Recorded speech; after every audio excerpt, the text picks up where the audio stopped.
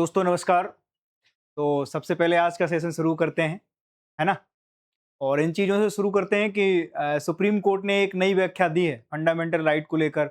और ये चीज़ें इसलिए भी ज़रूरी हो जाती हैं एग्ज़ाम के पर्सपेक्टिव से कि सुप्रीम कोर्ट जब भी कभी फंडामेंटल या तो क्योंकि हम जो प्रिपरेशन कर रहे हैं ना, वो इशू बेस्ड भी ज़्यादा होती है, फैक्चुअल बेस्ड कम होती है। इशू बेस्ड जो बार-बार चीज़ें रिपीट होती रहती हैं। सुप्रीम कोर्ट का बेसिक काम है न्याय की व्याख्या करना, है ना? कि देश में कैसे तरीके से चीज़ें चल रही हैं, कैसे चलना चाहिए। तो बेसिकली काम उसका यही है। फंडामेंटल राइट के बारे में सब लोग जानते होंगे, जो मौलिक अधिकार हैं हम लोगों के। तो सुप्रीम कोर्ट समय-समय पे उन पे व्याख्या देती रहती है। अभी-अभी जो नया सिनेरियो बना है और उसमें क्या हुआ, थोड़ी-सी छेड़खानी इस तरीके से हुई है कि भई सुप्रीम कोर्ट ने ये मान लिया है कि जो फुटपाथ पे चलने का अधिकार है, हम जब जाते हैं महानगरों में, बड़े-बड़े शहर हैं, बड़े-बड़े नगर हैं, महानगर हैं, तो उनको ये चीज़ बहुत इफ़ेक्ट करती है कि जब आप कहते हो कि जो फुटपाथ पे चलने का अधिकार है व्यक्ति का, को वो मौलिक अधिकार है। और सुप्रीम कोर्ट ने जो अभी बहुत अच्छी डेफिनेशन दी है कि फुटपाथ पे केवल सीमेंट की पट्टी भर नहीं होती है। सुप्रीम कोर्ट ये कह रहा है कि सीमेंट की पट्टी भर नहीं है, जो बगल से वो बनी हुई हैं पट्टियाँ, वो सीमेंट से कल कंक्रीट की एक वो बिछाई गई लेयर नहीं है, बल्कि जो व्यक्ति है उसके चलने में सुरक्षा और स्वतंत्रता और गरिमा का प्रतीक है वो। तो सुप्रीम कोर्ट जब इतनी भारी भरकम टिप्पणी करता है, तो वो हमारे एग्जाम पर्सपेक्टिव से बहुत इंपॉर्टेंट हो जाता है। और उसमें ये चीज रखी गई है क्योंकि इसमें दो चीजें बहुत इफेक्ट करती हैं। व्यक्ति का जो 21 है आर्टिकल, उसमें है व्यक्ति की लिबर्टी। और लिबर्टी जब हम कहते हैं, आर्टिकल 19 में है स्वतंत्रता, right to freedom, right to expression. लेकिन 21 भी इफेक्ट हो रहा है और 19(1)(d) भी इफेक्ट हो रहा है इसमें। और दोनों चीजों को लेकर सुप्रीम कोर्ट ने एक मिला जुला वो दिया है, जिसमें जो हमारा आर्टिकल 21 है उसमें ये व्याख्या दी गई है। उसमें कई तरह की चीजें हैं, जिसमें right to health and medicine है ना? राइट टू लाइवहुड है, जिसमें जिंदगी जीने का अधिकार भी शामिल है। और right to speedy trial, right to free legal aid, इन सब चीजों को सुप्रीम कोर्ट ने 21 में डाला है। और उसी के तहत उन्होंने व्याख्या की है, जिसमें उन्होंने बताया है ना, कि जीवन और व्यक्तिगत स्वतंत्रता का अधिकार जो है ना, वो 21 में आता है। और उन्होंने उस तरीके से वहां से लिया है कि ये 21 को मतलब वायलेट करता है अगर कोई जो पट्टी है लोगों के चलने की, उसमें बाधा उत्पन्न करता है या कोई चीज करता है। इससे आप देखेंगे कि शहरों में जो कई कई बार क्या होता है, एनक्रोचमेंट कर लेते हैं लोग। आपने देखा होगा, गाड़ियां लगा लेंगे, उसके सामने जो पट्टी जा रही है उसके सामने कुछ गमला अमला रख देंगे। तो ये सारी चीजों को सीरियसली लेते हुए सुप्रीम कोर्ट ये कहता है कि वो आपके फंडामेंटल राइट का वायलेशन है। अगर आपके सामने, आपकी पट्टी के सामने कोई कुछ रख दे रहा है, कोई आपके चलने में बाधा उत्पन्न कर रहा है, तो वो आपके फंडामेंटल राइट को वायलेट करता है। और इससे आप देखेंगे कि ये इतना इंपॉर्टेंट क्यों हो जाता है। वो इसलिए भी हो जाता है क्योंकि इससे पूरे महानगरों की जो है दशा और दशा दोनों बदल जाएंगी। अब ये प्रशासन का मतलब ये नैतिक जिम्मेदारी बन जाएगी कि भाई आदमी के जो मौलिक अधिकार हैं उनके हनन ना हो। इसलिए ये जरूरी है कि वो जो सड़कें हैं, वो जो फुटपाथ हैं, वो एकदम फ्री रहें, लोगों की मूवमेंट उन पर कोई बाधा उत्पन्न किसी तरह से कोई ना कर पाए। बात समझे? तो इससे महानगरों में जो इंक्रोचमेंट है उसमें भी बहुत सी चीजें आएंगी, कई चीजों में तब्दीलियां आएंगी, इंफ्रास्ट्रक्चर उस तरीके से बिल्ड होंगे कि लोग उसके हिसाब से काम करें। जब सुप्रीम कोर्ट कोई इस तरीके की व्याख्या देती है तो देश में उसका एक मेजर इंपैक्ट पड़ता है। तो हमारे एग्जाम पर्सपेक्टिव से ये चीज है कि भाई ये जो चीज है, सुप्रीम कोर्ट ने बोला है कि फुटपाथ पर पैदल चलना व्यक्ति का एक मौलिक अधिकार है। इससे क्या प्रभाव भविष्य में आने वाले हैं, तो आप इस चीज को इस तरीके से बता सकते हैं कि क्या क्या प्रभाव बनेंगे, क्या क्या चीजों में वो आएगी, क्या क्या मॉडिफिकेशन होंगे, शहरों की दशा और का नाम से दिशा दोनों किस तरीके से बदलेंगी। और इस तरीके से उसमें हम वो कर सकते हैं। क्वेश्चन बनेंगे तो मैं उनको आपको बताऊंगा अभी, ठीक है? अब इससे क्या होगा, उन्होंने कहा है कि ये फंडामेंटल का, ये न्यायालय में जो चलने का अधिकार है। अब आपकी जो हेल्थ है, अब हेल्थ में क्या क्या है, जैसे आपका क्लीन वाटर है, क्लीन एयर है, ये आपके फंडामेंटल राइट ने पिछली बार उन्होंने व्याख्या करी थी दिल्ली के पॉल्यूशन को लेके कि आदमी को का नाम से शुद्ध जल और शुद्ध हवा, ये उसका मौलिक अधिकार है। वो बात अलग है कि AQI जो दिल्ली का है वो आज भी उसी तरीके से चल रहा है, हम कई चीजों में वो चीजें, लेकिन वो हमारे कॉन्स्टिट्यूशनली चीजें ठीक नहीं है। मतलब अगर उनको देखा जाए तो वो चीजें फंडामेंटली तो व्याख्या वो कर रहे हैं कि अच्छा पानी, अच्छी हवा ये व्यक्ति का मौलिक अधिकार है, पर वो ग्राउंड रियलिटी पे अभी नहीं है। लेकिन इसका मतलब ये नहीं है कि नहीं होगा। यानी हम संविधान के तौर पर, हम अपनी व्यवस्था के तौर पर ये मानते हैं, जो हम में गलतियां हैं उन चीज को हम इंगित करते हैं और उस चीज को बनाते हैं कि भाई ये चीज गलत है, इसको सही करने की जिम्मेवारी हमारी है। बात ठीक है, ये चीज समझ में आ रही है? अब देखो इससे क्या प्रभाव पड़ेगा, इसका महत्व क्या है। ये जो है इसमें जो दे रहे हैं कि यह निर्णय शहरी नियोजन में, ये जो निर्णय है ये शहरी नियोजन में किस तरीके से काम देगा, ये बहुत बड़े बदलाव की आवश्यकता को जोर देता है। कई जगह हम ये देखते हैं कि शहरों में पट्टियां ही नहीं बनी है। कई जगह हम ये देखते हैं कि साहब कोई दिल्ली, मतलब दिल्ली में अगर दिल्ली का उदाहरण ले लें तो दिल्ली जल बोर्ड का काम लगा है, उन्होंने पता चला कि वहां मिट्टी डाल डाल दी। अब वो आप ये चीज अपील लेके जा सकते हो कि साहब हम जहां फुटपाथ पे चल रहे हैं वो हमारा फंडामेंटल राइट है, हमारा मौलिक अधिकार है, उसका वायलेट इस तरीके से हो रहा है कि वहां मिट्टी डाल दी दिल्ली जल निगम ने। हो सकता है उन्हें पेनल्टी भी लगा दे, उसे बहुत तरीके से हड़काया भी जाता है, कई तरीके के काम है। लेकिन जब आप इस चीज को फंडामेंटली किसी चीज को जोड़ दे देते हो कि साहब ये फंडामेंटल राइट है आपका, तब फिर सब चीजें उस हिसाब से काम नहीं करेंगी। आपके अधिकारों की रक्षा करना भी प्रशासन का काम है। तो प्रशासन जब भी कोई इस तरीके की कार्रवाई करेगा वो सबसे पहले ये देख लेगा। और फंडामेंटल राइट के मामले में तो मैं बताऊं आपको, न्यायालय इतना सख्त होता है कि आपको ना ये पता लग जाए कि ये चीज में आपका ना फंडामेंटल राइट जो है वायलेट हुआ है, वो फिर बहुत तरीके से क्लास लगाते हैं अगले की, है ना। तो इससे क्या हो जाएगा, सबसे पहले चीज तो जो है वो जो शहरी इंफ्रास्ट्रक्चर है उसके बदलाव की ओर बहुत ज्यादा इंगित होगा। बहुत जल्दी वो कहेंगे कि भाई इस तरीके से शहर डिजाइन होना चाहिए जिसमें लोगों के फुटपाथ पर चलने की जो व्यवस्था है उसमें कोई बाधा न उत्पन्न हो, जो मैंने आपको बताई है। पैदल चलना सबसे मूलभूत और पर्यावरण हितैषी परिवहन है। इस चीज पे भी बहुत ज्यादा होगा कि जब आप इस तरीके के निर्णय लोगे तो होगा क्या कि लोग पैदल चलना ज्यादा प्रेफर करेंगे, और पैदल चलने से क्या होगा कि आपकी हेल्थ पे अच्छे बेनिफिट निकल के आएंगे।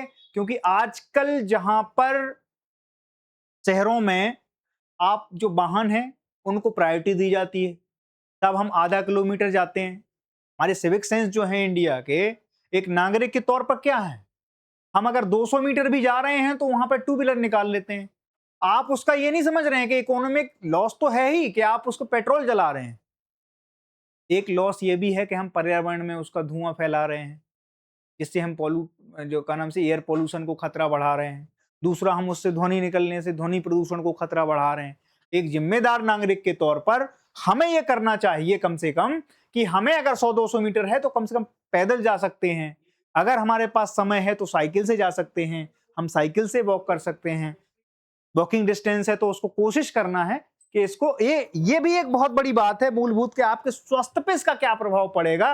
तो इस निर्णय से आपके स्वास्थ्य को बेनिफिट होगा, क्योंकि जब आप प्रोत्साहित करते हैं कि साहब पैदल चलिए, इससे आपके स्वास्थ्य में कुछ मूलभूत चीजें बदलाव की ओर आती हैं, और वो है कि भाई बहुत से बेनिफिट उसके मिलते हैं हमें स्वास्थ्य पे वॉकिंग करने से। अब इसके बाद दो चीजें तो हो गई। अब फुटपाथ क्या होता है, सुरक्षित होता है। भारत में आज भी मैं बता दूं, ये दुर्भाग्य से बताना पड़ रहा है, एक रिपोर्ट है कि हमारे यहाँ जितनी मौतें कोरोना में नहीं हुई उससे ज्यादा मौतें हर साल एक्सीडेंट में इंडिया में लोगों की सड़क पे दुर्घटनाग्रस्त होकर मौतें होती हैं। तो इससे ये भी बहुत बड़ा वो होगा कि चूंकि फुटपाथ क्या होते हैं, सुरक्षित होते हैं, उनमें पिलर लगा दिए जाते हैं बगल से, तो उसमें कोई वाहन आहन एंट्री ना कर पाए, केवल लोग पैदल ही जा सकें। तो उससे क्या है कि आपकी सुरक्षा भी मेंटेन हो रही है कि साफ सुरक्षित अगर फुटपाथ है उस पर आप चल रहे हो तो आपको सुरक्षा से लेकर आपकी जान को लेकर कोई खतरा नहीं है। उस पर भी इस पे बहुत बड़ा बल मिलता है, यानी कि हमारी जो डेथ रेशियो है सड़क पर उसमें भी कमी आएगी। बात ठीक है, दो चीजें हो गई। तीसरी चीज है कि शहरों में जो है वो कारों को और मोटरसाइकिल या जो फोर व्हीलर्स हैं या टू व्हीलर्स हैं उनको पहले प्रायोरिटी पर रखा जाता है, और हमारी जो फुटपाथ है या हमारे जो पैदल चलने की चीजें हैं वो गतिविधियों को हम सेकेंडरी मानते हैं। इस चीज पे भी बहुत बड़ा इम्पैक्ट आएगा, क्योंकि इस प्रोत्साहन से एक चीज होगी कि लोग 100-200 मीटर 300 मीटर पैदल चलना चालू करेंगे।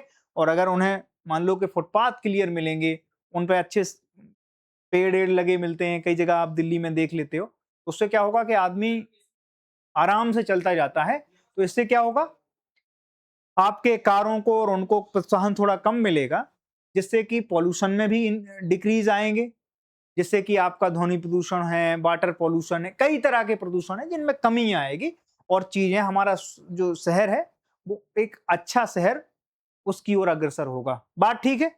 तीसरी चीज है कि यह निर्णय समावेशी, न्यायसंगत और मानवीय शहरों के निर्माण की दिशा में मील का पत्थर साबित होगा। क्या चीजें हैं ये चीज क्यों महत्वपूर्ण हो गई? क्योंकि हमारे यहाँ जो सस्टेनेबल डेवलपमेंट है इसकी हम बात करते हैं, हम हर चीज में कहते हैं कि साहब यूरोप हमसे देखो इतने साल आगे है। सिविक सेंस की भी तो बात करो, है करना है कि नहीं करना है? उनके सिविक सेंस की बात करो, उनके लाइफ स्टाइल की बात करो। मैं एक देख रहा था, एक वीडियो में, यूरोप का कोई देश था, उसमें आपको बताऊं एक कोई लीडर थे, उन्होंने जब सत्ता का हस्तांतरण किया, जैसे हमारे यहाँ होता चुनाव हार जाते हैं तो फिर सत्ता का हस्तांतरण कराते हैं, अब ऐसे नहीं होता। अब उनके सिविक सेंस देखो, हमारे सिविक सेंस देखो। बंगाल में हमने सत्ता परिवर्तन करी तो कत्लेआम मचा दिया। ये चीजें हमें नहीं करनी है।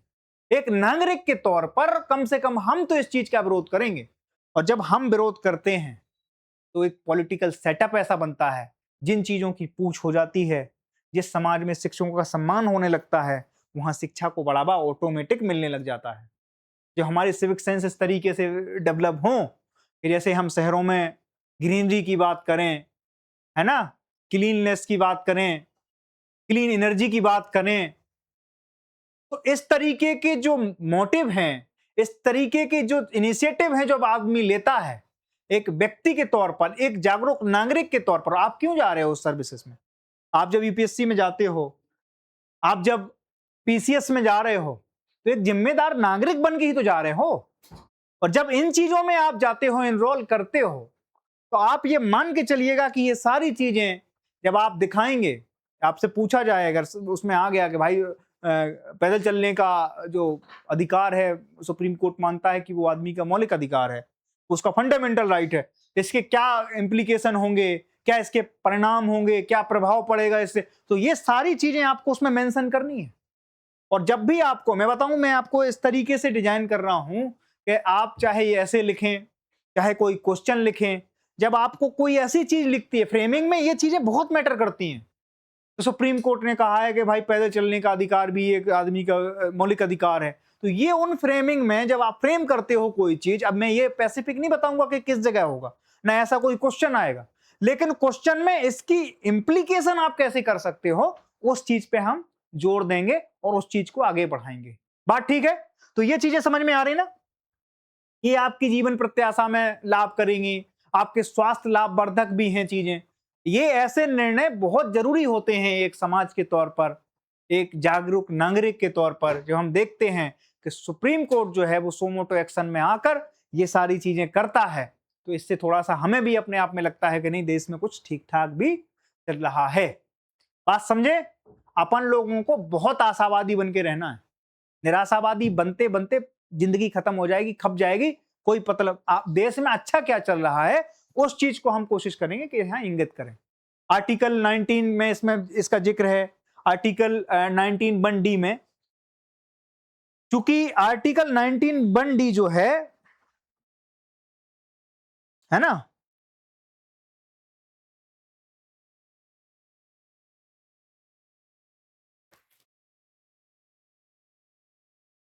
तो उन चीजों को अपन देखेंगे और उस चीज को अपन करने की कोशिश करेंगे कि ये हो क्या रहा है। मैं एक बार देख लेता हूं आपका, है ना। अब आर्टिकल 19(1)(d) जो है वो इसमें इसलिए भी मेंशन कर दिया है क्योंकि आदमी की जो है वो स्वतंत्रता है। वो कहते हैं कि आदमी पूरा, आर्टिकल 19 में एक जिक्र है right to freedom, right to expression का तो है ही, उसमें एक ये भी जिक्र आता है आर्टिकल 19(1)(d) में कि आदमी भारत की टेरिटरी में कहीं भी मूव कर सकता है जहां तक भारत का प्रशासन, भारत का शासन लागू होता है, उसमें कुछ रिस्ट्रिक्शन भी डाली गई हैं, लेकिन सबसे पहले तो ये चीजें हैं कि यहां तक व्यक्ति मूव कर सकता है। मूव करने का अधिकार यानी कि उसके चलने का अधिकार व्यक्ति का जो है फंडामेंटल राइट है, और ये 19 में मेंशन है, आर्टिकल 19 में। बात ठीक है। अब यहां पर रिस्ट्रिक्शन भी दे रखी हैं, आर्टिकल 19 में ही रिस्ट्रिक्शन भी हैं। आप किन किन जगहों पे नहीं जा सकते हो, सार्वजनिक जगहों पे आप जा सकते हो।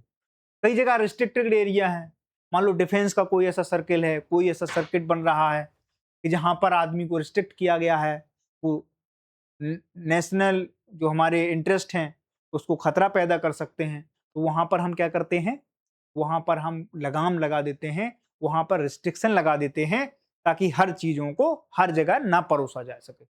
बात समझ में आ रही कि नहीं आ रही? तो ये चीजें हमारे एंड से अपन को गारंटी मिलती है सुप्रीम कोर्ट की तरफ से, जो फंडामेंटल राइट कैसे मिलते हैं ये पता है आप लोगों को?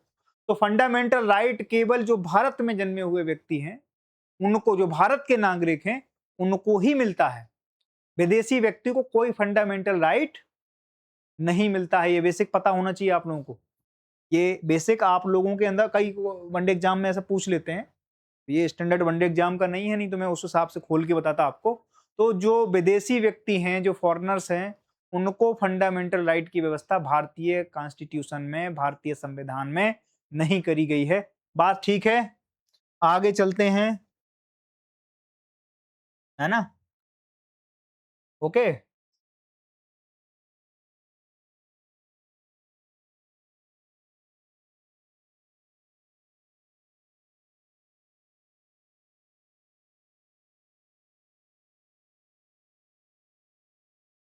एक और चीज इसमें जो हम मेंशन करना चाह रहे थे, जो दूसरा टॉपिक हमारा है, कि अभी ब्रिक्स का एक बहुत बड़ा सम्मेलन हुआ हमारे भारत में, और हमारे देश की सबसे क्लीन सिटी जो है, जिसको बोला जाता है इंदौर बोला जाता है, इंदौर में ये अभी संपन्न हुआ है ये कार्यक्रम। और कौन लोग थे इसमें? ब्रिक्स के जो कृषि मंत्री थे, जो कृषि मंत्रियों का सम्मेलन हुआ, वो हमारे इंदौर में हुआ, और उसको इंदौर घोषणा पत्र के माध्यम से हम लोगों ने प्रेषित भी किया है। इसकी मोटी मोटी बातें अपन समझ लेते हैं। स्थान कहाँ है? मध्य प्रदेश में है। क्यों ये ज्यादा चर्चाओं में है, और इसके पीछे की भूमिका समझ लेते हैं कि ब्रिक्स को हम इतना हाईलाइट क्यों कर रहे हैं। क्वाड की भी मीटिंग हुई थी, क्वाड को हम उतना ज्यादा हाईलाइट क्यों नहीं कर रहे हैं? क्योंकि क्वाड की रिलेवेंस बहुत कम है दोस्त। क्वाड का पूरा फॉर्मेशन ही इंडो पैसिफिक कॉन्सेप्ट के आधार पे बना था। यूएस ने पिछले वीक इंडो पैसिफिक में से इंडो शब्द को हटा दिया है। पिछली बार जब डोनाल्ड ट्रंप साहब हमारे थे, उन्हीं के और शिंजो आबे जो बहुत विजनरी लीडर थे जापान के, उनके प्रयासों से इस पूरे कॉन्सेप्ट को एक नया मोहरा और अमली जामा पहनाया गया था कि ये जो समुद्र है, तो समुद्री क्षेत्र है हमारा, इंडियन ओशन और पैसिफिक ओशन को मिला के एक इंडो पैसिफिक नाम का कॉन्सेप्ट निकल के आया था, जिसके चारों तरफ क्वाड का फॉर्मेशन हुआ था। और क्वाड का फॉर्मेशन जो था वो 4 देशों ने मिलकर किया था। उसके फाउंडर मेंबर जो थे वो 4 ही देश हैं, उनमें से एक यूएसए है, इंडिया है, ऑस्ट्रेलिया है और जापान है। इन चारों देशों ने मिलकर, 4 देशों ने क्वाड का फॉर्मेशन किया। और उसका जो थीम निकल के आया वो किसके बेस में था? अगर कोई पूछे इस तरीके का, अगर कोई कॉन्सेप्ट आपको समझ में आता है, क्योंकि अभी अभी ये घटना हुई है, तो मुझे इसलिए उसका रेफरेंस जरूरी है देना कि क्वाड में चूंकि इंडो पैसिफिक का पूरा जन्म ही, मतलब क्वाड का इंडो पैसिफिक के चारों तरफ हुआ, और जब इंडो पैसिफिक में से इंडो ही शब्द हटा दिया, जिसको ऐड किया गया था, इंटेंशनली हमने ऐड किया 4 देशों ने मिलके, कि ये जो कॉन्सेप्ट है ये इंडियन, जो हमारा इंडियन ओशन है और पैसिफिक ओशन है, दोनों को मिलाकर यहां पर कोई भी गतिविधि होगी, उनमें ये 4 देश बढ़ चढ़कर अपनी भूमिका और उसे ऑपरेशन करने का एक मतलब तरीके से कि कोई दिक्कत ना हो। और किसको काउंटर कर रहा था? ये काउंटर ही चाइना को कर रहा था। और चाइना किस चीज का मेंबर है? ब्रिक्स का मेंबर है। इससे आप जियो इक्वेशन समझ रहे होंगे कि यहां ब्रिक्स का कॉन्सेप्ट एक्सपेंड कर रहा है, और क्वाड का जो का नाम से कॉन्सेप्ट है वो श्रिंक करता जा रहा है। तो इससे ब्रिक्स की जो इंपॉर्टेंस है वो बढ़ गई है, क्योंकि अमेरिका ने फिलहाल के जो दिनों में, पिछले 1 साल से 6 महीने या कोरोना के बाद से ही मैं मानता हूं जो मिसमैनेजमेंट किया है और डोनाल्ड ट्रंप साहब ने उसमें जो आग में घी का काम कर दिया है, यूएसए की छवि कई सालों पीछे चली गई है। बहुत बड़ा धक्का, बहुत बड़ा डेंट लगा है उनके कंट्री की छवि पे। उसको भर पाना बहुत मुश्किल है अभी इस समय आसपास की जो समय प्रणाली चल रही है।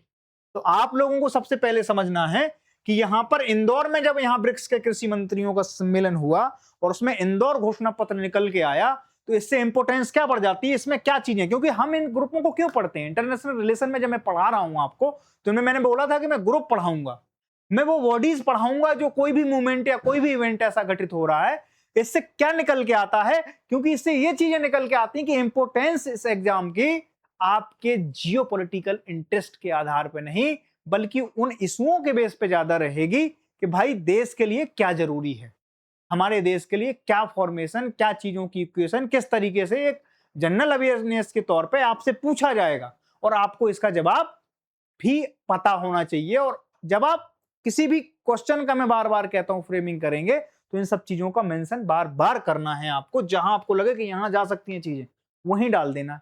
बात ठीक है। इसकी थीम क्या थी? लचीलापन, नवाचार। लचीलापन, नवाचार, इनोवेशन कोई भी जो होगा वो फ्लेक्सिबल इनोवेशन के ऊपर बेस्ड होगा। दूसरी बात, सहयोग होगा और स्थिरता के लिए काम करेंगे। जिस हिसाब से अनसर्टेनिटी पूरी दुनिया में बढ़ी है, चाहे वो ईरान यूएसए वार, इजराइल वॉर चल रही हो, चाहे रसिया यूक्रेन वॉर अभी तक 3-4 साल होने जा रहे हैं, खत्म नहीं हुई हो, उन सब चीजों को देखते हुए जब भारत के प्रधानमंत्री कहते हैं कि इस अस्थिर जगत में स्थिरता लाने के लिए सभी को प्रतिबद्धता होकर प्रयास करने चाहिए, तब इस चीज की बहुत ज्यादा वैल्यू बढ़ जाती है कि साहब यहां पर हो क्या रहा है, कि साहब स्थिरता के ऊपर बहुत ज्यादा अभी बातचीत हुई है इस पूरे इवेंट में, और बहुत जरूरी है। भारत के नजरिए से दुनिया में स्थिरता होना बहुत जरूरी है। हम जिस फेज से गुजर रहे हैं, इकोनॉमिक फेज से, हम जिस डेवलपमेंट से होकर गुजर रहे हैं, अगर यहां पर स्थिरता आ जाती है तो भारत की ग्रोथ इंजन जो है वो 7-8% से ज्यादा का ग्रोथ, जीडीपी ग्रोथ देगा दुनिया को, जो कि दुनिया के लिए भी ठीक है और इंडिया के लिए भी गोल्डन पीरियड के समान था। लेकिन अगर ये सारी चीजें ऐसी ही घटती नहीं तो फिर भारत को बहुत ज्यादा बैकलेस फेस करना पड़ेगा। और इस चीज को तुम भी जानते हो कि दुनिया की इकोनॉमी एक दूसरे से इंटरकनेक्टेड है। अगर आपको स्टेट ऑफ हॉर्मुज में कोई दिक्कत आ रही है, भले ही वहां इंडिया एज अ पार्टी नहीं है, पर एज अ पार्टनर इंडिया वहां से बच नहीं सकता, क्योंकि हमारे ट्रेड का सारा इंपोर्ट एक्सपोर्ट उन्हीं रूटों से होता है, चाहे वो स्टेट ऑफ हॉर्मुज हो या स्टेट ऑफ मलक्का हो। बात समझ में आ रही है ना? इंडिया ने तो एक बार वो बनाया था, सोलर पैनल का बहुत तगड़ा प्लान बनाया था कि वन सोलर वन ग्रिड का कॉन्सेप्ट इंडिया लेके आएगा, है ना। एक सोलर अलायंस बनाया था इंडिया ने, जिसके हेडक्वार्टर गुरुग्राम में बनाए थे। यूएसए उससे पुल आउट कर जाता है। हजारों करोड़ की इन्वेस्टमेंट का सपना था, मोदी जी ने अच्छा खासा वो बना के और बेचने की कोशिश थी, और ये अच्छा कॉन्सेप्ट था, है ना, कि दुनिया में कभी भी एनर्जी क्राइसिस ना हो, जिसके लिए हम लोग प्रयास कर रहे थे कि एक रिन्यूएबल एनर्जी के लिए हम दुनिया से इन्वेस्टमेंट लेंगे और दुनिया को उसके बदले में एनर्जी फ्री ऑफ कॉस्ट देंगे। बात समझे? तो वो कॉन्सेप्ट फ्लॉप हुआ, लेकिन हम जो बात बताने की कोशिश कर रहे हैं, अब इससे क्या क्या चीजें समझ में आई आपको? एग्रो इकोलॉजी और पुनियोजी कृषि पर BRICS network of centre of excellence, COE, का एक गठन हुआ है। ठीक है, बात समझ में आई हमारी? और डिजिटल कृषि पर नेटवर्किंग, जैसे इससे क्या होगा, वेदरिंग के लिए बातचीत होगी कि साहब वेदर क्या है। अब वेदर ऐसा थोड़ा है नहीं, इंडिया पाकिस्तान का भी कनेक्टेड वेदर है। अब जो चीज इंडिया में होगी वो पाकिस्तान में भी उतनी ज्यादा इन्फ्लुएंस कर रही होगी वेदर के तौर पे। अब मान लो कि अब वो बढ़ा हुआ है, तापमान बढ़ा हुआ है दुनिया का, है ना, वो केवल इंडिया में थोड़ी फील किया जा रहा है। यूरोप में भी दबा गर्मी चल रही है इस समय, और हम तो फिर भी इस चीज के लिए प्रिपेयर्ड थे कि साहब हमारे यहाँ 40-50 डिग्री तक का नाम से हो जाता है टेम्परेचर, तो हमने उस हिसाब से अपनी सड़कें बिल्ड कर ली थी।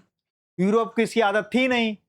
अब चूंकि वहां पर भी भयंकर टाइप की गर्मी चलती है, एवरेज टेम्परेचर 30 रहता है वहां, जहां कभी 20-25 पहुंच जाए तो बड़ी बड़ी हो जाती थी, न्यूज बन जाती थी कि साहब 20 डिग्री सेल्सियस टेम्परेचर, तो वहां एवरेज रह रहा है 30 डिग्री।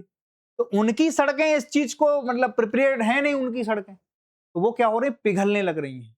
तो जब हम कहते हैं कि इस तरीके के हम जब कॉन्सेप्ट लाते हैं बीज प्रणालियों में, चाहे वो जेनेटिक बीज हो चाहे कोई भी हो, उनके ऊपर भी बातचीत हुई है ना, ब्रिक्स कृषि मंत्रियों के बीच में। अब चूंकि समझना ये पड़ेगा कि ये सम्मेलन किस चीज का है, तो कृषि मंत्रियों का है, तो कृषि से रिलेटेड, और एग्रीकल्चर का बहुत बड़ा पोर्शन है आपके प्री और मेंस दोनों में।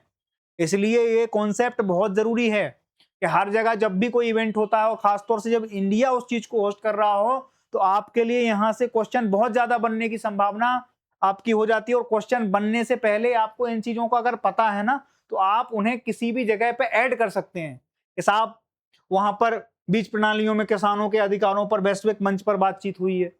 भारत को इस चीज पे लिए तो बहुत ट्रोल करते हैं कि साहब तुम्हारे यहाँ सब्सिडी बहुत है, तुम्हारे यहाँ पेस्टिसाइड बहुत ज्यादा डाला जाता है। अभी जापान ने हमारे आमों को लेने से मना कर दिया, क्योंकि वो उनकी लिबर्टी के हिसाब से, वो उनके पैरामीटर के हिसाब से ठीक नहीं है। उन्होंने कहा साहब बहुत पेस्टिसाइड मिलते हैं, कार्बाइड का बहुत उपयोग हो रहा है आपके यहाँ, कि ये चीज हमारे लिए कोई अच्छी चीज नहीं है, हमें इन चीजों से बचना चाहिए। भारत की कृषि के डेंट से हमें बचना चाहिए, हमारा बहुत बड़ा एक्सपोर्ट है मैंगो का दुनिया में। और जब इस तरीके के देश हमें हमारे सहयोगी मानते हैं हम जापान को, लेकिन यहाँ बात उनकी नहीं है। जब हम ही गलत है, हमारा सिक्का ही खोटा है, तो हम उन पर क्या दोष दे सकते हैं? बात समझ रहे हो कि नहीं? तो इन चीजों से हमें बीज प्रणालियों पे बातचीत हुई है, इस घोषणा पत्र से जो निकल के आया है। ब्रिक्स एग्रीन फ्रेमवर्क तैयार हुआ है, सबसे बड़ी बात यह है। इस फ्रेमवर्क में क्या क्या है, वो चीजें आपको एक बार डिटेलिंग पढ़ लेनी है। मैं मोटा मोटी आपको बता देता हूं कि ब्रिक्स एग्रीन फ्रेमवर्क एक तैयार हुआ। इसमें क्या है, कृषि अनुसंधान होंगे, इनोवेशन होंगे, ज्ञान और साझाकरण और क्षमता निर्माण के लिए नया ढांचा बनाया जाएगा, एक नया इंफ्रास्ट्रक्चर इन चीजों में होगा। मान लो कि कोई भी चीज अमेरिका में हो रही है, उसको इंडिया में लाना है। जैसे हमारे यहाँ क्राफ्टिंग वगैरह होती है ना, अवाकाडो अब हमारे यहाँ भी फेमस हो रहा है धीमे धीमे। वेस्ट का बहुत बड़ा कॉन्सेप्ट था जो बिक रहा है, वो कहते हैं अवाकाडो खाओ, बहुत अच्छी चीज है, पर बहुत महंगा आता है यार। मैंने लिया, मैंने बहुत साल मतलब खाया उसको, तो मुझे समझ में आया कि यार ये जो कॉन्सेप्ट है खाली कॉन्सेप्ट बिक रहा है, जबकि वो जो उसमें प्रोडक्ट में जो चीजें दी जाती हैं, उससे ज्यादा चीजें हमें नारियल से मिल जाती हैं। लेकिन नारियल चूंकि देसी चीज है, और हम ठहरे वो फॉलो तो हमें करना है, तो हमने ये सोचने की कोशिश करी है कि भाई हमारे इसमें, अब हमारे जो, जैसे अपन कहते हैं ना हम इस क्षेत्र से आते हैं, वो नेचर डिसाइड कर लेती है कि अगर गर्मी है तो वाटरमेलन पानी से ज्यादा बने हुए फल हमें खुद ही नेचुरल तरीके से मिलने लगते हैं, है ना। जैसे तरबूज हो गया, खरबूज हो गया, और कई चीजें, आम हो गया, उसमें भी रस होता है। तो रसीले फल हमें कब मिलते हैं? गर्मी के समय में मिलते हैं। बात ठीक है ना। तो नेचर अपने हिसाब से व्यवस्था करती रहती है, हमें उन चीजों को भी वो देना है ना। और इसमें क्या है, डिजिटल कृषि पर नेटवर्किंग में क्या है, डिजिटल प्रौद्योगिकी में डेटा, एआई और नवाचार का, एआई का उपयोग भी अब कृषि में होगा। इस फ्रेमवर्क से ये चीजें निकल के आई हैं। और ब्रिक्स छोटा ग्रुप नहीं है, बहुत ज्यादा कंट्रियों को ग्रुप है। जब बहुत सारे कृषि मंत्री बैठते हैं और इस तरीके की चीजें होती हैं, तो ये अपने आप में ये मान ली जाए कि ये बहुत बड़ा रेवोल्यूशन है कृषि के क्षेत्र में। बात ठीक है। और प्रमुख बातें इस चीज की कि खाद्य सुरक्षा पे जिस तरीके से संकट चल रहा है देश भर में, देखो आप, यूक्रेन इतना बड़ा एक्सपोर्टर था अनाज वगैरह का, वहां पे उन्होंने गोला वोला बरसाना चालू कर दिया। अब हैंड तो उतनी ही है, देश में नागरिक बहुत ज्यादा बढ़े हुए हैं, तो उनकी खाद्य सुरक्षा का ध्यान कैसे रखा जाए, उस पर भी बातचीत हुई है कि भाई ऐसा अगर भविष्य में कोई ऐसा युद्ध होता है, कोई ऐसी चीजें हो रही हैं, देश की कृषि के ऊपर इफेक्ट आएगा, बिल्कुल आएगा। अगर कल के दिन कोई बड़ी मेजर कॉन्फ्लिक्ट हो जाती है, तो इस देश में भुखमरी के आसार बनना, बिल्कुल आप मान ली कगार मुहाने पे खड़े हैं हम उन चीजों के। तो इस चीज से कैसे निपटा जाए, खाद्य सुरक्षा भी सुनिश्चित की गई है। पोषण की सुरक्षा, बच्चों में कौन कौन सी चीजें किस तरीके के से क्रॉप, जैसे अपन लोग कोई भी चीज, अब हमारे यहाँ क्या होता, जैसे अंग्रेजों के जमाने में वो एक नील की खेती होती थी, तो आप वो प्रॉफिटेबल थी, तो नील की खेती हो रही थी। उस चीज का भी बहुत ज्यादा ध्यान दिया गया है। मिलेट ईयर पिछले उसमें मनाया गया था कि भाई मिलेट्स का क्या काम है, आपकी बॉडी में पोषण को भरपूर रखता है वो। है ना? तो पोषण पे भी, पोषण युक्त कृषि पर किस तरीके से हम कन्वर्ट हों, किस तरीके से चीज़ों को लाएँ। ट्रेडिशनल कृषि में पहले बहुत पोषण होता था। आजकल वो लोग बताते हैं कि साहब वो जेनेटिक तरीके से खेती एक तो जेनेटिक तरीके से हो रही है ना? उसमें भी पेस्टिसाइड्स और कई तरह के केमिकल मिले होते हैं। अब पोषण के साथ तो वैसे ही खिलवाड़ हो रहा है ना? और बॉडी वैसे ही चीज़ों को वो नहीं हो पा रही है, अवशोषित नहीं कर पा रही है। जलवायु अनुकूलन कृषि, अब मान लो कि बुंदेलखंड है आपका, सूखा क्षेत्र है, वहाँ अगर हम कृषि कर रहे हैं कौन-सी धान की, एक तो ऑलरेडी वो क्षेत्र बेचारा पानी से परेशान है, ऊपर से दिन भर पानी वाली फसल हम कर देते हैं। कितना बड़ा इनोवेशन किया हमने फ़ायदे के चक्कर में, तो वो भी उस चीज़ का भी इसमें इस चीज़ में मेंशन किया गया है कि जो चीज़ जिस रीजन के लिए उपयुक्त है, हमें वहाँ करना पड़ेगी। अब राजस्थान के लिए अगर बाजरा उपयुक्त हो, तो बाजरा की खेती वहाँ ठीक है। अगर वहाँ हम धान की खेती कर देंगे, तो एक तो पानी वैसे ही नहीं है, ऊपर से और दिक्कत हो जाएगी, तो इस चीज़ के ऊपर भी बातचीत हुई है। बात ठीक है कि नहीं? इतनी बात समझ में आ गई? तीसरी चीज़ यहाँ पर खाद्य प्रणालियों को मजबूत करना। खाद्य प्रणालियों को मजबूत करने का मतलब समझ रहे हो आप? कोई भी ऐसा इंफ्रास्ट्रक्चर जिसमें कोल्ड स्टोरेज है, अभी पानी ट्रेन वगैरह का जो संचलन हुआ, उसमें भी कोशिश करी गई कि जो हमारी फूड प्रोसेसिंग यूनिट से जो सीधा वो का नाम से प्रोसेस्ड फूड निकल रहा है, अगर उसमें ज़रूरत है, जैसे कि दूध वगैरह का भी आप कॉन्सेप्ट ले लीजिए।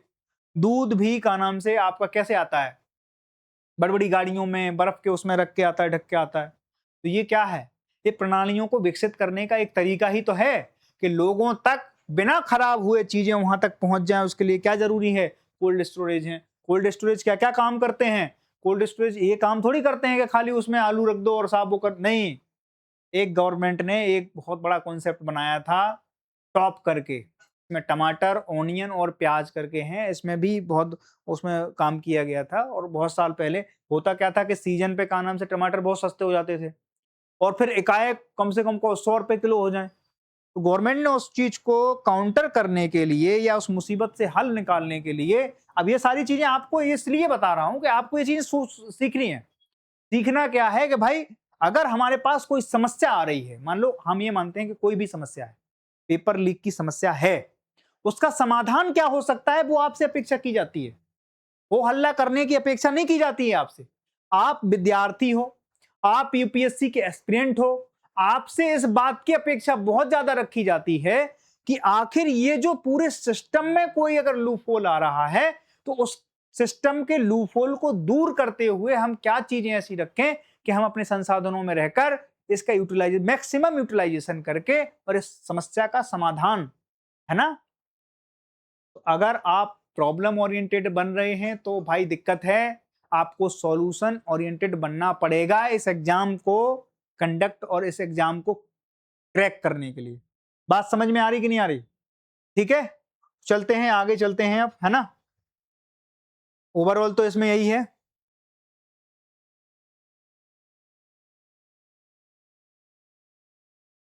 और आगे चलते हैं दूसरे में।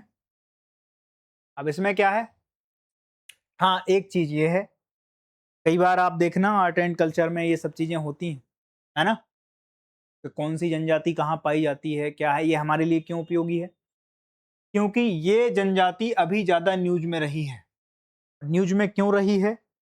तीसरा टॉपिक हमारा यही है ना? इसकी मुख्य निवास कहाँ पर है? उड़ीसा, है ना? कालाहांडी जिले में है और ये इसको डोंगरिया कोंद क्यों कहा जाता है? क्योंकि ये डोंगरिया पहाड़ी जो है उड़ीसा में, उन पहाड़ियों में निवास करती है। बात ठीक है? कोई भी अगर कोई चीज़ है तो वहाँ कोशिश ये होती है जैसे कि नॉर्थ ईस्ट में आप चले जाइए, वहाँ पर भी कई जनजातियाँ हैं, है ना? जयंतीय जनजाति है, खासी जनजाति है, गारो जनजाति है। तो ये सारी जनजातियाँ कोशिश ये रहती हैं कि जो रीजनल चीज़ें हैं, जैसे पहाड़ी का नाम ही है, उसके आधार पे कई चीज़ें हैं, है ना? तो मेजरली उन्हीं से नाम लिए जाते हैं जो आप ये देख रहे हो। तो ये कोंदरिया क्यों बोल रहे हैं?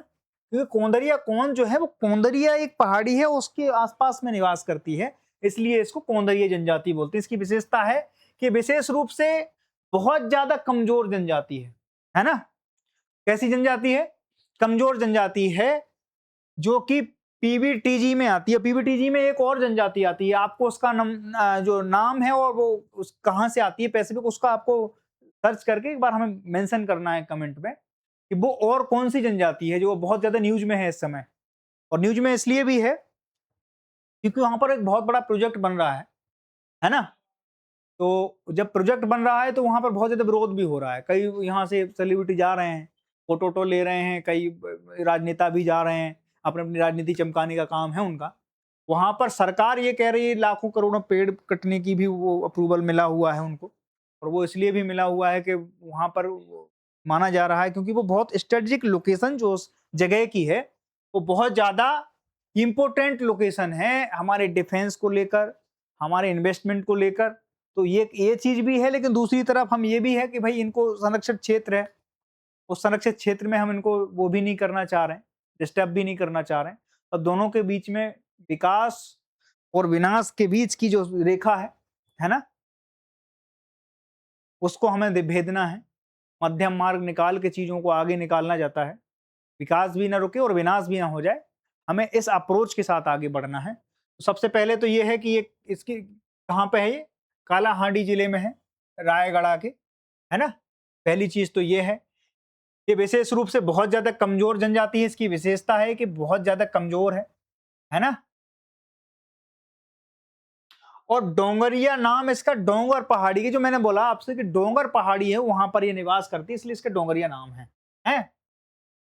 ये खुद को क्या कहते हैं, झरनिया, यानी झरनों के रक्षक बोलते हैं, इसीलिए तो इनकी बहुत महत्ता है। जंगलों को बचाने में इन लोगों का सबसे बड़ा योगदान है। आप ये जो सांस ले पा रहे हैं, हम ये जो बहुत स्वच्छ हवा ले पा रहे हैं, इसमें दोस्त इन लोगों का बहुत मेजर रोल होता है। इसलिए इनकी बहुत इज्जत किया करो, अपने से आगे रखा करो।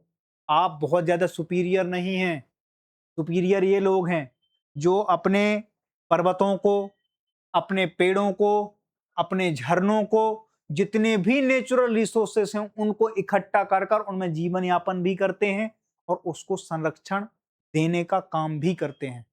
बात समझ में आई? दो चीजें, क्योंकि ये खुद को क्या कहते हैं, झरनिया। झरनिया का मतलब क्या था, झरनों का रक्षक।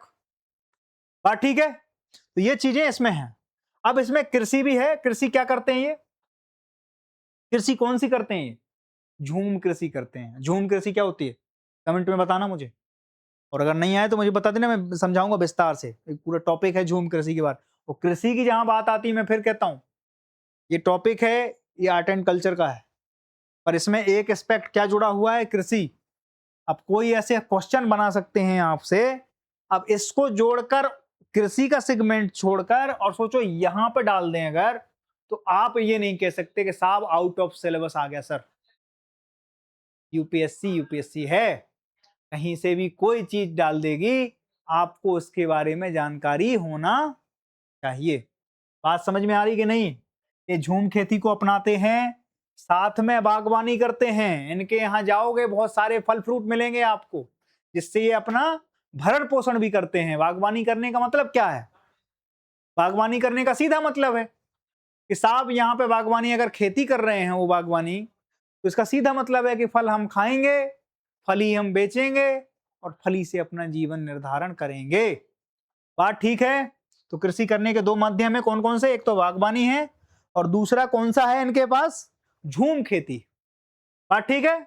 भाषा कौन कौन सी है इस जनजाति की, इनकी मातृभाषा कुई और कुबी है। वहां जो लोकल लैंग्वेज है इनकी वो कौन सी है, कुई और कुबी। अब आप ये देखिए, संस्कृति की मान्यताओं के हिसाब से ये प्रकृति के उपासक हैं, जो कि मैं तुम्हें बता चुका हूं, और ये नियमगिरी पर्वत को पवित्र मानते हैं। मतलब उस पर्वत पर कोई आंख उठा के नहीं देख सकता है, ये होती इन लोगों की मान्यताएं। और इससे क्या फायदा है मानवता को, वो पर्वत बचा रहेगा तो वहां की जो इकोसिस्टम है वो बचा रहेगा, और वो जो इकोसिस्टम बचा रहेगा उससे पूरे की पूरी मानवता का कल्याण होता है। आप दिल्ली में बैठे हो दोस्त, लेकिन दिल्ली में बैठकर आप सांस कहां से ले रहे हो इसका पता आपको नहीं है।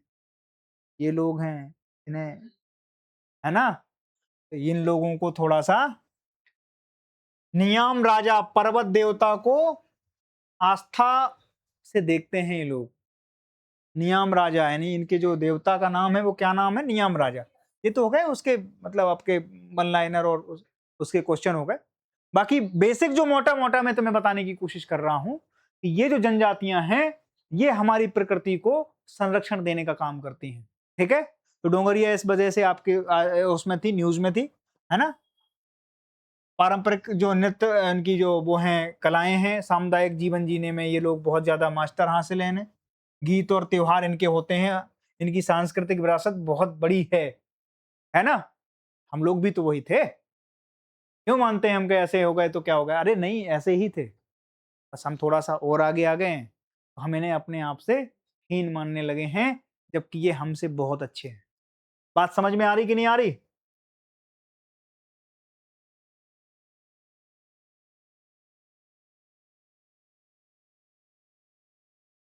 नियमगिरी जो पहाड़ियाँ हैं, वो काय चीज़ से जुड़ी रही हैं? वो जैव विविधताओं से भरी रही हैं, जो मैं बताता हूँ। मैंने अभी बताया ना आपको क्या इकोसिस्टम चलता है। ये पहाड़ियों को अपना देवता मानते हैं, है ना? तो पहाड़ियों से आप बोल नहीं सकते हो तो इसका मतलब क्या है? पहाड़ों का संरक्षण हो रहा है। झरनों को अपना ये वो मान लेते हैं। झरनिया खुद को कहते हैं तो झरनों का संरक्षण करते हैं। तो झरने हो गए पानी का स्रोत और जब ये पूरा इकोसिस्टम मिल जाता है तो उससे क्या होता है? जैव विविधताएं यहाँ पर बहुत ज्यादा पाई जाती हैं क्योंकि यहाँ कोई इंटरफेरेंस ये पसंद नहीं करते हैं। बात समझ रहे हो? तो ये चीजें इसलिए भी न्यूज में हैं।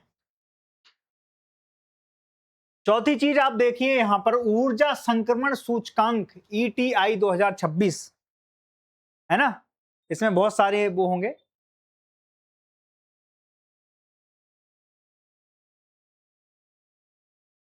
भारत इसमें कौन से रैंक पे है? 70वें रैंक पे है ना? और हमने स्कोर कितना किया? 54.9। ये हमारे उसका नहीं है, वनडे के लिए है कि कितना स्कोर किया है वो ठीक है। ETI में हमारा स्कोर क्या था?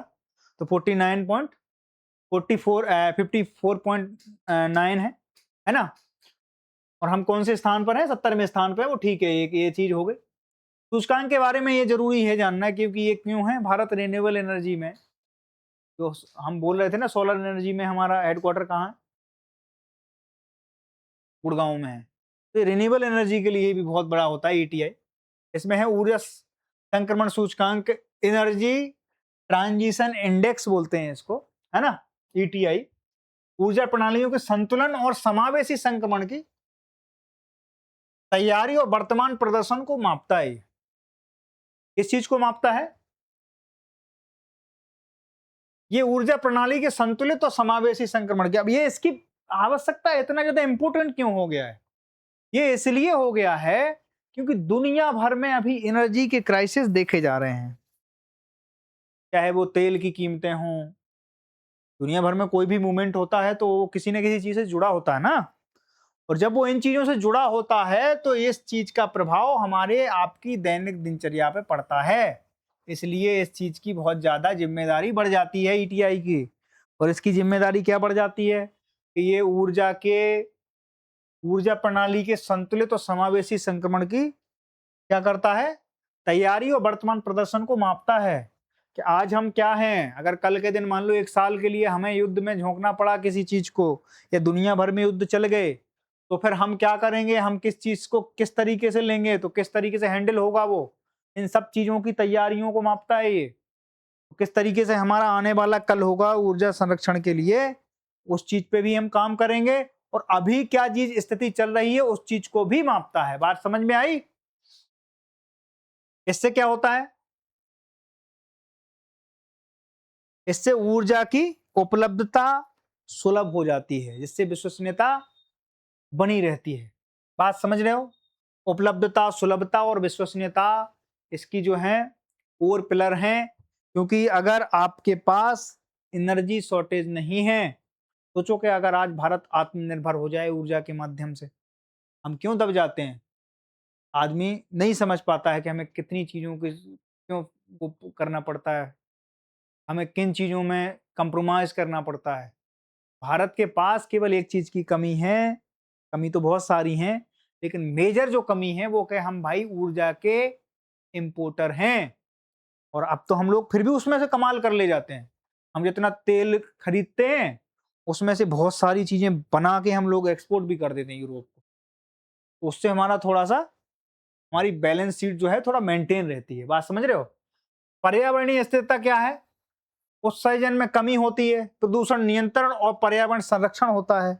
अगर ऊर्जा का जो हम जैसे हम रिन्यूएबल एनर्जी की बात कर रहे हैं, अगर रिन्यूएबल एनर्जी हमारे पास नहीं है तो फिर क्या होगा? तेल की अगर हम कंजप्शन ज्यादा कर रहे हैं तो वो किन चीजों को हार्म करता है? वो पर्यावरण को भी हार्म करता है, वो पॉल्यूशन को भी बढ़ा देता है। बात समझ रहे हो? तो इन सब चीजों को भी इस चीज से वो मिलती है कि भाई हमें कौन सी चीज में क्या चाहिए। जैसे भी हमने एथेनॉल को भी इंक्लूड किया है पेट्रोल के साथ, है ना? तो वो क्यों किया है? क्योंकि वो पर्यावरण के लिए ठीक है। बात समझ रहे हो? आर्थिक विकास में हमारी तेजी आती है, बिल्कुल आती है। अगर 10 रुपया पेट्रोल में अगर हमारे बढ़ जाएं तो हमारी पूरी की पूरी बैलेंस शीट हिल जाती है। क्यों हिल जाती है? आपका बजट हिल जाता है, बैलेंस शीट तो गवर्नमेंट की हिलती तो हिलती है। अगर सोचो बैरल जो है, पर बैरल अगर किसी भी ऊर्जा का अगर बजट बढ़ जाए तो हमारी बैलेंस शीट पे क्या प्रभाव पड़ता है? 90 का पेट्रोल मिल रहा है, 100 में मिलने लगता है, इन्फ्लेशन बढ़ने का खतरा होता है, सारी चीजें अस्त व्यस्त हो जाती हैं साहब, क्यों मच जाता है। बात समझ रहे हो? तो इन चीजों को भी काउंटर करता है कि साहब अगर रिन्यूएबल एनर्जी से हम जा रहे हैं इस सूचकांक के माध्यम से, तो हम अपनी तैयारियों का जायजा लेते हैं कि इनमें हम और कितने मतलब कितने सालों में हम कितनी चीजें कर सकते हैं, क्या हमारा टारगेट होना चाहिए। इन सब चीजों का आकलन भी इस तरीके से होता है। और भविष्य में इसमें क्या होता है? स्वच्छ एनर्जी, रिन्यूएबल एनर्जी की जो हम बात करते हैं, जो फ्यूचरिस्टिक एनर्जी है उसके ऊपर काम करते हैं, तो उसमें भी क्या होता है? नीतियां, निवेश, नवाचार और ढांचा और मानव पूंजी, इन सब चीजों पे विचार करके हम आगे बढ़ते हैं। बात ठीक है? 2070 तक हमें क्या करना है? Net zero emission. मतलब हमारा जो लक्ष्य है भारत सरकार का, हमारे देश का जो लक्ष्य है 2070 तक हम जीरो एमिशन पे पहुंच जाएंगे। मतलब हम किसी भी तरीके का कोई ऐसी चीज उत्सर्जित नहीं कर रहे होंगे जिससे वातावरण को, इको सिस्टम को कोई भी नुकसान पहुंचे। ये हमारा लक्ष्य है। अभी हम कितना आगे तक पहुंच पाएंगे वो भविष्य बताएगा, भविष्य की गोद में है। हमें और आपको बहुत सालों तक जीना है, हम लोग देखेंगे, हम अपने जिंदा रहते हुए ये सारी चीजें देख के ही जाएंगे। बात समझ रहे हो कि नहीं? नवीकरणीय ऊर्जा क्षमता में तेजी से वृद्धि लाना, रिन्यूएबल एनर्जी के सेक्टर में इस सूचकांक का बहुत बड़ा रोल है, जो की रोल है। नवीकरणीय रिन्यूएबल एनर्जी के क्षेत्र में किस तरीके से वृद्धि हो सकती है? हम सोलर एनर्जी से कितना लेंगे, विंड एनर्जी से कितना लेंगे, है ना? और कई तरीकों के, अभी जैसे हमारे यहाँ थोरियम बहुत सारा है, उसके हमारे यहाँ R&D हो रहे हैं, रिसर्च एंड डेवलपमेंट चल रहा है, उसमें हमने बहुत बड़ा माइलस्टोन हासिल किया। तो उस क्षेत्र में ताकि वातावरण को हार्मफुल ना करते हुए इन चीजों पर हमारा फोकस बना रहे, उन चीजों में हम और क्या कर सकते हैं, किस तरीके से कर सकते हैं, उसके ऊपर बातचीत होगी। बात समझ में आई? ये चीजें हो गई। ग्रिड प्रणाली को आधुनिक, लचीला और स्मार्ट बनाना। जैसे पहले खुले तार होते थे गांव में, ग्रिड प्रणाली में लाइट के तार कैसे बनते थे? खुले बनते थे ना। तो उनमें क्या होती थी? ऊर्जा का बहुत सारा ह्रास होता था। यहां से मान लो हमने 1000 वोल्ट की ऊर्जा दी और वो दिल्ली से आगरा जाते जाते 1000 वोल्ट, वो 800 वोल्ट बचा। 200 वोल्ट साहब क्या हुआ? बोले वातावरण में वो खत्म हो गया, उसमें कोई उसका मतलब हमें आउटपुट निकल के नहीं आया। फिर क्या हुआ? उसके ऊपर हमने एक प्लास्टिक का लेप लगा दिया, प्लास्टिक की एक परत चढ़ा दी। उससे क्या हुआ? ऊर्जा का ह्रास जो है वो कम होने लगा। कम ऊर्जा हमें मतलब क्षय होती थी, और जितनी हम भेज रहे हैं उसमें एक इसमें कॉन्सेप्ट आता था, जो साइंस वाले विद्यार्थी, सुपर कंडक्टिविटी। सुपर कंडक्टिविटी का वो इस तरीके से है, मैं आपको थोड़ा सा बैकग्राउंड समझा देता हूं उसका, कि अगर कोई एनर्जी हमने यहां से मान लो 4 वोल्ट की दी, तो वो जो रिसीवर है वहां तक भी 4 ही वोल्ट की, मतलब 0.6 के माध्यम से वो वहां तक पहुंच जाए। सोचो जिस दिन ये आदर्श स्थिति दुनिया में पैदा हो गई, उस दिन हमें ऊर्जा के क्षेत्र में किसी भी तरीके का कोई दिक्कत पैदा नहीं होगी। क्यों? अब एक बार हमने 40 वोल्ट घुमा दी, अब वही 40 वोल्ट दिल्ली में भी चल रही है, वही आगरा भी पहुंच गई, तो कोई भी हरेसमेंट उसका नहीं हो रहा। किसका? एनर्जी का। तो जितनी हमने यहाँ से दी उतनी की उतनी वो एंड ऑफ द जो हमारा वो है लाभार्थी है उस तक पहुंच गई। तो बात समझ में आई। ग्रिड प्रणाली को और बेहतर बनाना, ग्रिड प्रणाली बेहतर बनने से क्या होता है, ऊर्जा का ह्रास कम होता है, और ऊर्जा ह्रास जब कम होता है तो फिर वो जो आपका ऊर्जा की बचत उतनी ज्यादा होने लगती है। बात समझ रहे हो। इससे भी हम एक वातावरण को अच्छा मैसेज दे रहे हैं कि साहब इससे इन चीजों में भी हम काम कर रहे हैं। ऊर्जा दक्षता को बढ़ाना, स्वच्छ ईंधन और सतत विकास, सस्टेनेबल डेवलपमेंट को बढ़ावा देना, ये सारी चीजें इसमें मेंशन हैं कि हमारा विकास तो हो रहा है, किस कीमत पे हो रहा है। तो अब एक नया कॉन्सेप्ट गवर्नमेंट लेके आई थी कि सस्टेनेबल डेवलपमेंट के लिए हम काम करेंगे। बजट में बहुत बड़ा बजट एलोकेट होता है सस्टेनेबल डेवलपमेंट के लिए, कई स्कीमें चल रही हैं, उनके बारे में भी चर्चा करेंगे। बात ठीक है। भारत एक न्याय संगत, किफायती और समावेशी ऊर्जा संक्रमण की दिशा में प्रतिबद्ध है, जो ऊर्जा सुरक्षा, सतत विकास और जलवायु लक्ष्यों के बीच संतुलन सुनिश्चित करेगा। इस पूरे पूरे इवेंट का लब्बुल लुआब क्या था कि हम सस्टेनेबल डेवलपमेंट को बढ़ावा देंगे, है ना, किफायती और समावेशी ऊर्जा संक्रमण की दिशा में प्रतिबद्ध रहेंगे। तीसरी चीजें क्या रहीं कि हम जलवायु लक्ष्यों को, क्योंकि ये बहुत बड़ा संकट होने वाला है, जलवायु परिवर्तन आने वाले कल की सच्चाई है, तो उसको हम किस तरीके से अपने थोड़े थोड़े दिनचर्या में सुधार करके अपने जितने भी पॉलिसीज हैं, पॉलिसीज में थोड़ा सा इंप्रूवमेंट करके उन चीजों को भी हासिल किया जा सके, उस चीज के बारे में इस पूरे के पूरे सूचकांक में बात होती है। बात ठीक है। इतनी बात समझ में आ गई आपके। आगे चलते हैं। आज का ये लास्ट टॉपिक है स्मार्ट वेयर हाउसिंग सिस्टम। कृषि से जुड़ा हुआ है, मैं फिर कह रहा हूं, मैं बार बार इन चीजों को इसलिए ला रहा हूं क्योंकि बहुत इंपॉर्टेंट टॉपिक है ना। क्या है स्मार्ट वेयर हाउसिंग सिस्टम? खाद्यान्न भंडार को सुरक्षित, पारदर्शी और आधुनिक बनाने की दिशा में बड़ा कदम है ना। खाद्य सुरक्षा से जुड़ा हुआ है, और जब हम कहते हैं खाद्य सुरक्षा से जुड़ा हुआ है, यानी इसका मतलब है, इंडिकेशन ऐसे कुछ आ रहे हैं, आने वाले कल में खाद्य सुरक्षा से जुड़ी हुई समस्याएं बहुत ज्यादा पैदा होने लग रही हैं। तो उनके लिए ग्राउंड पे क्या चल रहा है, किन चीजों के इनिशिएटिव लिए जा रहे हैं, गवर्नमेंट क्यों इतनी ज्यादा चिंतित है, क्योंकि गवर्नमेंट को पता है आप भी कल के दिन पॉलिसी मेकर होंगे, तो आप आने वाले कल की चिंता करोगे, उसके लिए आने वाले कल की पॉलिसी भी तैयार करोगे। तो गवर्नमेंट को यह पता है कि आने वाले समय में खाद्य सुरक्षा एक बहुत बड़ा मुद्दा बन के उभरेगा, उसके लिए हम और क्या क्या चीजें कर सकते हैं। तो उसमें स्मार्ट वेयर हाउसिंग का सिस्टम, इसको लाया जा रहा है। इसकी की बातें समझ लेते हैं।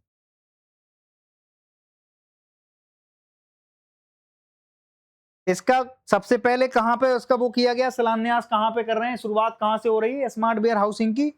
दिल्ली से हो रही है सबसे पहले, तो यही चीज है ना। और इसमें क्या है, इसमें फास्ट ट्रैक वगैरह भी लगाए जा रहे हैं, जैसे कोई कोल्ड स्टोरेज में कोई सामान जा रहा है, फास्ट ट्रैक का भी हम लोग यूज कर रहे हैं, जो कि पहले से होता आ रहा है, लेकिन इसमें हमने क्या कर दिया, इंक्लूड कर दिया, है ना। क्योंकि इसमें क्या आता है, फास्ट ट्रैक क्या कॉन्सेप्ट है इसका, पता है आप लोगों को? इसमें क्या कॉन्सेप्ट है कि जो भी हमारे वो हैं, जो भी हमारे का नाम से जो ट्रक हैं, जो लॉजिस्टिक के जो हमारा डिपार्टमेंट है, उनको ज़्यादा समय वहाँ पे ना फेस करना पड़े, जो हमारे टोल वगैरह हैं, उनके लिए फास्ट ट्रैक की व्यवस्था की गई है, ताकि कार्डलेस, कैशलेस सारी चीज़ें अपने होके, और वो जैसे ही निकले वो अपना स्कैन करके और वो निकल जाएं। इससे क्या होगा, समय की बचत होगी, है ना। ANPR आधारित गेट ऑटोमेशन है। इससे क्या होगा, तो एक नंबर प्लेट होती है इसमें, कि वाहनों के नंबर प्लेट से पता लग जाए कि भाई इसको एंट्री देनी है या नहीं देनी है। उससे क्या हो जाएगा, इससे ये हो जाएगा कि समय इसमें भी बच जाएगा, ताकि कोई चीज सड़ने से बचे। हम जितना भी कर रहे हैं, हम समय डिडक्शन की बात कर रहे हैं, मतलब एंड तक जो पहुंच रहा है वो कम से कम समय में ज्यादा से ज्यादा चीजें पहुंच सके, है ना। जियो टैग स्मार्ट लॉक्स भी लगा रहे हैं। इसका क्या होता है स्मार्ट वेयर हाउसिंग में, इसका क्या कॉन्सेप्ट है, गोदामों और भंडारों की कक्षों की जो है ना लोकेशन ट्रैक होती रहती है। इस कॉन्सेप्ट से क्या होता है, जियो टैग्स जो स्मार्ट लॉक्स होते हैं, इससे क्या होता है कि जो ट्रैक होते रहते हैं उनके उनकी कैपेसिटी क्या है, कितना और स्टोरेज हो सकता है, कोई उसमें और छेड़खानी तो नहीं हो रही, वो सारी चीज़ें यहाँ से कोई छेड़खानी से रोकने के लिए कि कोई भाई जैसे हमने कोई सामान रख दिया, अब सामान रख दिया तो उसमें कोई छेड़खानी तो नहीं हो रही, कुछ मिलावटी तो चीज़ें नहीं हो रही, जो कि यार बहुत चल रहा है। इन सब चीज़ों से बचने के लिए ये कॉन्सेप्ट लाया गया है। एआई आधारित बोरी गणना, अब एआई का तो बहुत ज़्यादा उपयोग हो सकता है इसमें, केवल बोरी गणना में ही क्यों कर रहे हैं हम किसी भी चीज़ में कर सकते हैं। एआई से भैया हम वहाँ का टेम्परेचर में मशीनें हैं, वो सारी कैलकुलेट करके बता सकती हैं। मान लो कोई टेम्परेचर में दिक्कत आ रही है, कोई फ्लक्चुएशन आ रही है, उसको हल-कैल वो करके मशीनों में हम एआई का उपयोग तो हर जगह कर सकते हैं। फेशियल रिकॉग्नाइजेशन जो है, उसका भी उपयोग कर सकते हैं कि कोई आदमी जा रहा है, उसको फेस देख के ही वो गेट खुल जाएँ या बंद हो जाएँ, समझ रहे हो? जिससे अनाधिकृत व्यक्तियों का प्रवेश उस पूरे के पूरे एरिया में वर्जित हो जाए, रिस्ट्रिक्टेड हो जाए। बात समझ रहे हो? इन सब चीज़ों का उपयोग हम कर सकते हैं। इसका उद्देश्य क्या है पूरी चीज़ का? इन सब चीज़ों को करने का उद्देश्य केवल एक ही है कि खाद्यान्नों की चोरी को रोकना है, उनमें मिलावटखोरी ना हो, इन चीज़ों को सुनिश्चित करना है ना? भंडारण में होने वाली बर्बादी को कम करना है। आपने कई बार सुना होगा कि साहब इंडिया जो है, भारत अपने भंडारण में कोई अनाज रखता है, सड़ जाता है रखा-रखा। तो इन चीज़ों का समय-समय पर वो हो जाए, ताकि लोगों को फीडबैक मिलता रहे, हमें उसका एक डाटा प्रोवाइड होता रहे, जिससे कि हम उसको और अच्छे व्यवस्थित तरीके से कैसे उसका यूटिलाइज़ेशन कर सकते हैं, उस चीज़ को सुनिश्चित किया जा सके। बात समझ में आई? भंडारण प्रक्रिया को अधिक पारदर्शी और कुशल बनाना होता है। मानव हस्तक्षेप कम करना और प्रबंधन को आधुनिक बनाना, इन सारी चीज़ों का इसमें स्मार्ट वेयरहाउसिंग में मानव हस्ताक्षर मतलब ज़्यादा कम करना। उससे क्या होगा, जैसे पहले था, पहले कोई चीज़ हो रही थी दिमाग में, बैंकिंग से होता था तो लोग बहुत परेशान होते थे। अब पता चला कोई बाबू-वाबू है अपने उससे क्या नाम से ऑफ़िस में सुन ही नहीं रहा, कोई फ़ाइल पड़ी है तो पड़ी है। जब से गवर्नमेंट ने ये कार्डलेस चीज़ें करी हैं, डीबीटी के माध्यम से भुगतान करना चालू किया है, उससे क्या हो रहा है, सीधे किसानों के खाते में पैसे चले जाते हैं। एक क्लिक वहाँ से घला, सचिवालय से या कहीं जो डिपार्टमेंट है, संबंधित डिपार्टमेंट से घला, उस राज्य के या केंद्र सरकार दे दो केंद्र सरकार के, और एक क्लिक में पूरे के पूरे जो खाते धारक हैं, जो उसके लाभार्थी हैं, उनके खातों में एक साथ पैसा पहुँच जाता है। बात समझ में आई? तो ये चीज़ है कि मानव हस्तक्षेप को कम करना है, क्योंकि मानव हस्तक्षेप जहाँ होगा, वहाँ आलस्य बढ़ जाएगा। आलस्य बढ़ जाएगा तो वो जो हम जिस चीज़ को लेना चाह रहे हैं प्रोडक्टिविटी को, जो एंड ऑफ द डे जो हम चीज़ों को करने अचीव करना चाह रहे हैं अपनी चीज़ों में, वो हमें अचीव नहीं हो पाती हैं। मशीनें क्या करती हैं? भेदभाव नहीं करती हैं। तो उसमें ये चीज़ बढ़ाने की कोशिश कर रहे हैं कि सॉफ्टवेयर इस तरीके से लगाएँगे स्मार्ट वेयरहाउसिंग में कि मानव हस्तक्षेप कम से कम हो। बात समझ में आई? है ना? ओके। तीसरी चीज़ है कि रियल टाइम निगरानी और बेहतर निर्णय की सहायता, क्योंकि हमें जब एग्ज़ैक्ट टाइम का डाटा मिलता रहेगा, तो हम एग्ज़ैक्ट टाइम के लिए उसके हिसाब से पॉलिसी बनाते रहेंगे, उसके हिसाब से उसके ऊपर हम कोई भी कंट्रोल ले सकते हैं। अब पता चला हमारे पास अनाज सड़ गया जुलाई में और हमें खबर लगी सितंबर में, अब हम उसका क्या करें? अब मान लो कि अगर हमें अभी पता होता कि नीचे से अनाज या टमाटर जो है ना सड़ने लगे हैं, तो ऊपर के टमाटर हम बचा सकते हैं। है ना? तो अगर हमारे एग्ज़ैक्ट टाइम का हमारे पास डाटा है, तो हम एग्ज़ैक्ट टाइम पे उसको प्रिज़र्व करने के लिए बहुत सी चीज़ें हम कर सकते हैं। बात समझ में आ गई कि नहीं आई? अब आगे चलो, इसकी प्रमुख लाभ क्या होंगे? सुरक्षित भंडारण और खाद्य सुरक्षा की सुनिश्चित करना। ये मैंने पहले ही बता दिया आपको कि इन सब चीज़ों का लाभ यही होगा कि भाई खाद्य सुरक्षा हमारी जो है, वो फूड सिक्योरिटी मेंटेन बनी रहेगी, है ना? भंडारण में दिक्कत नहीं होगी, भंडारण अगर हो रहा है तो उसमें पता लगता रहेगा रियल टाइम में, भाई कोई दिक्कत तो नहीं है, कोई ऐसी चीज़ें तो नहीं हो रही जो सड़ रही हों, या कोई ऐसी चीज़ें जो लीकेज हो रही हो, समझ रहे हो? इन सब चीज़ों में हमारी पकड़ बनी रहेगी, इससे खाद्य सुरक्षा का संकट जो है हमारा टलता रहेगा। पारदर्शिता और जवाबदेही में वृद्धि हो जाएगी। एक तो ट्रांसपेरेंट सिस्टम आ जाएगा। जब आपको पता है कि ट्रांसपेरेंसी लगी है, अंदर काँच लगे हैं, कैमरे लगे हैं, है ना? सेंसर लगे हैं, एआई का उपयोग हम कर रहे हैं, तो वक़्त-वक़्त पे उसमें क्या हो जाएगा, ट्रांसपेरेंसी से हमें एक क्लियर पिक्चर एकदम होती रहेगी, फ़्लो होती रहेगी कि साहब अब क्या हो रहा है हमारे वेयरहाउस में, क्या होने वाला है। बात समझ रहे हो? उस हिसाब से हम अपने आप को ढाल सकते हैं और उसके लिए बहुत सी चीज़ें कर सकते हैं। समय में भी बचत होती है। अब पता चला कि हम यहाँ से आलू ले गए, किसान से उठाया उसने और वो वेयर हाउस में ले गया। 10 दिन बाद उसके वेयर हाउस में आलू रखने की प्रवृत्ति आई। 10 दिन में उसके आधे ज्यादा सड़ जाएंगे धूप में रखे रखे। अगर वो आलू हम खेत से निकाल के ले गए, कोई भी फूड प्रोसेसिंग यूनिट से हम कोई भी सामान ले जाते हैं, अगर उसमें सोचो दूध है, अपना अमूल का दूध आता है, मदर डेयरी का दूध आता है, दूध को अगर हम कंटेनर में ना डालें, जो कनम से कंटेनर आता है आइस वाला, अगर उसमें हम नहीं डालते हैं और वो दूध अगर 2 घंटे भी धूप में रख दो आप, तो वो फट जाएगा, वो किसी काम का नहीं बचेगा दूध। आप समझ रहे हो?